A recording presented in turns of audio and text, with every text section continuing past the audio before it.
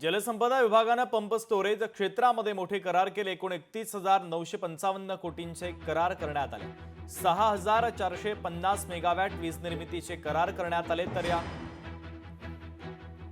तर एक महत्त्वाची बातमी बुलेटिनमध्ये समोर येते। सगळे सहकारी गेले तरी पवारांसोबत एकनिष्ठ राहिल्याचं आता म्हटलेलं आहे। तर वायबी चव्हाण सेंटरमधल्या कार्यक्रमात जयंत पाटील भाऊक झाल्याचे देखील दिसले। जयंत पाटलांच्या संदर्भातली महत्त्वाची बातमी समोर येते। 7 वर्षात मी एकदाही सुट्टी घेतली नाही असं जयंत पाटलांनी म्हटलं।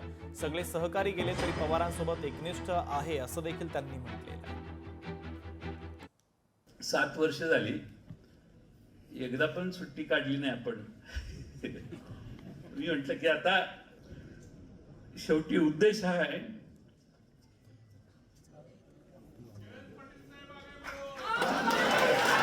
की पक्ष संघटना बळकट व्हावी।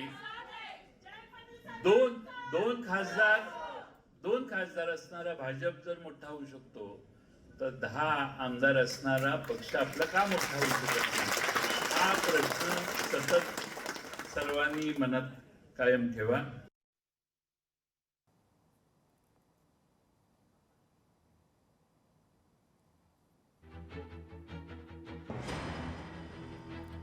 तर जयंत पाटलांच्या विधानाच्या संदर्भातली ही बातमी आपण पाहिलेली आहे। 7 वर्षात मी एकदाही सुट्टी घेतली नाही असं जयंत पाटलांनी म्हटलेलं आहे। लोकशाही मराठी ऐका, पहा, जागरूक रहा।